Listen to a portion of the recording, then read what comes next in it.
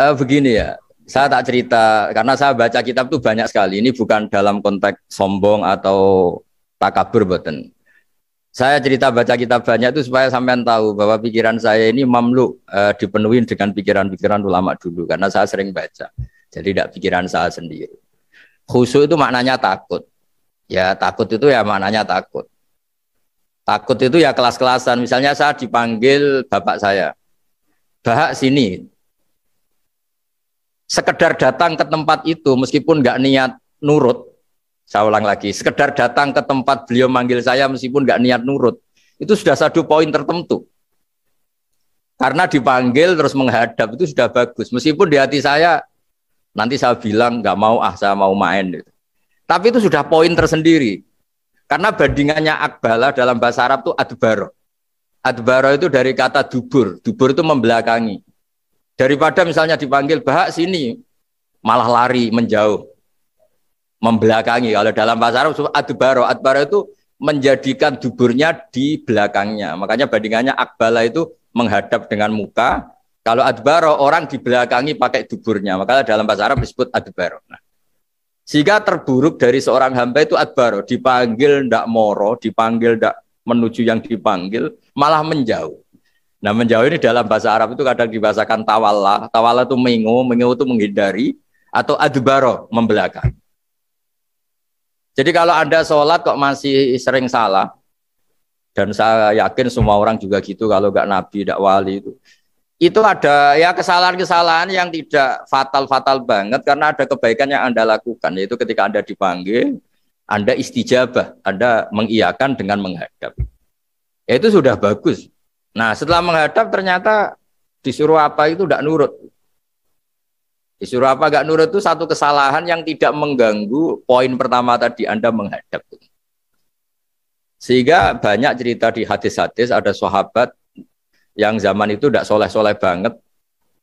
Zaman itu ketika Nabi, saya ini mau sholat ya Rasulullah, tapi jangan diminta berhenti dari begini-begini. Beliau menyebutkan sekian kemungkaran sahabat tadi. Nabi komentarnya itu sayan hahumayakul. Nanti kalau sering sholat lama-lama ya enggak begitu. Nah ini kelirunya kita sebagai manusia. Lama-lama juga baik itu kita kira itu terus harus sekarang gitu loh.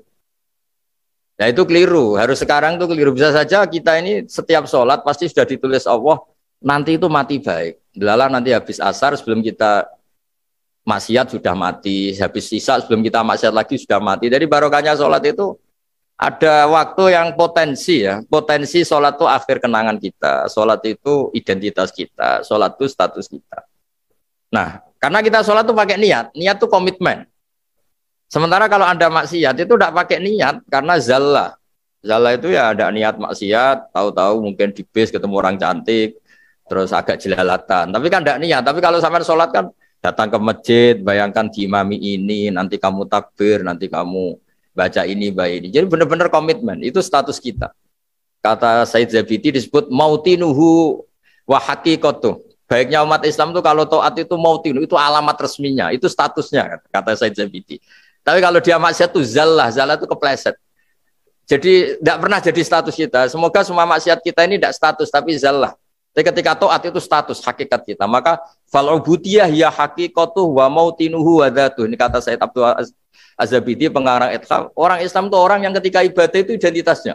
Betul, ketika ibadah itu Allahu Akbar, dia berharap rahmatnya Allah gini-gini. Nah ketika salah dia zallah. Dia ngantor ya ada niat korupsi, dia ingin membenahi negara ini. Dia nyai juga agak ingin macam-macam. Ya tapi karena manusia terus ada zallah-zallah. Nah semoga semua kesalahan kita ini zallah. Zallah itu ya cara Jawa kepleset, tidak mental. Dan semua kebaikan kita ini mental. Yaitu kebaikan yang jadi tempat kita, identitas kita, haqiqatuh wa mautinuh wa dhatuh. Tapi jangan pernah berpikir kalau apa artinya sholat kalau kita masih melakukan kemungkaran, itu salah besar. Sholat itu wajib, dengan Anda sholat itu sudah mengurangi kemungkaran Anda, karena Anda tidak melawan ketentuan Allah Ta'ala. Kayak kita orang Indonesia, meskipun kita koruptor, mau jadi KTP Indonesia sudah bagus, kita mau jadi warga Indonesia, meskipun setelah itu kita korupsi dan salah, tapi lumayan jadi mau jadi warga apa? Indonesia. Orang mau sholat artinya dia menstatuskan diri sebagai hamba Allah. Teken kontrak, kalau saya ini hambamu ya Allah, anta robbi, iya kana butuh, iya kana stain. Soal salah ya salah aja yang sama. Kita tetap warga Indonesia meskipun kita salah, meskipun kita koruptor, meskipun kita salah, tetap aja warga Indonesia yang berhak mendapat jatah makan meskipun di penjara, meskipun apa. Sama, kita ini hamba Allah yang mengakui kalau Allah itu Tuhan, kita hamba. Dan barokahnya pengakuan itu insya Allah di cerita-cerita syafaat, kalau kita dosa atau apa, insya Allah dapat syafaatnya Rasulullah SAW, karena kita tidak pernah lari dari status kehambaan. Jadi yang harus dipegang, makanya status kehambaan ini nggak boleh hilang. Kita harus sering bilang Robbi, Robbi, Tuhanku yang merawat aku, yang memberi aku.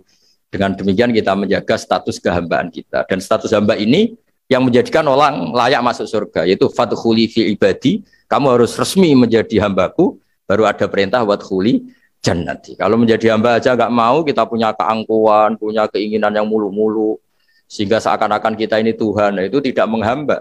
Kita harus fadkhuli fi ibadi, baru wadkhuli jannati. Saya kira demikian, semoga ini manfaat. Monggo bareng-bareng. Bismillahirrahmanirrahim.